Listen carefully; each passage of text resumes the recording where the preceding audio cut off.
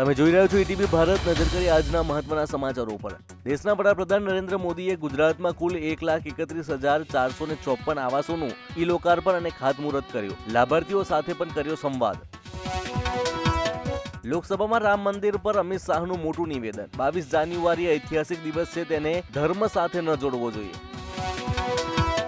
કેન્દ્રીય ગૃહમંત્રી અમિત શાહે આગામી લોકસભા ચૂંટણીમાં પાર્ટીની જીતની ખાતરી આપી. અમિત શાહે કહ્યું, લોકસભા ચૂંટણી 2024 પહેલા સીએએ દેશમાં લાગુ કરવામાં આવશે. સુરતના કામરેજમાં આતંક મચાવનાર સાકો ભરવાડ આખરે પોલીસને હાથે લાગ્યો. તેની વિરુદ્ધ અનેક ધાડ, લૂંટ અને મારામારી જેવા ગંભીર ગુના નોંધાઈ ચૂક્યા છે. સુરતના ભાદોલ ગામે બંધ ઘરને નિશાન બનાવીને 36 તોલા સોનાના દાગીનાની ચોરી કરનાર ઈસમ ઝડપાયો. ચોરીમાં ગયેલા ઘરેણાઓ રિકવર કરવામાં આવ્યા. પૂર્વ કચ્છ પોલીસ દ્વારા ડ્રગ્સની બદીથી દૂર રહેવા માટે નાઇટ મેરેથોનનું આયોજન કરવામાં આવ્યું. પેઠેથોન અને સ્કેઠેથોનનું પણ અનોખું આયોજન.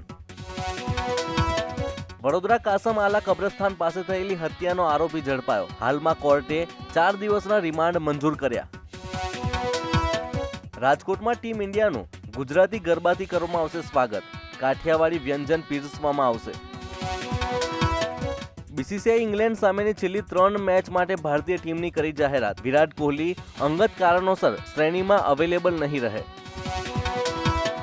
દિગ્ગજ અભિનેતા મિથુન ચક્રવર્તીએ છાતીમાં દુખાવાની ફરિયાદ બાદ શનિવારે સવારે 10 ફેબ્રુઆરીએ હોસ્પિટલમાં દાખલ કરવામાં આવ્યા. અભિનેતાને સવારે શ્વાસ લેવામાં થઈ હતી તકલીફ. તો આ હતા આજના મહત્વના સમાચાર. વધુ માહિતી માટે લોગિન કરો www.etvbharat.com.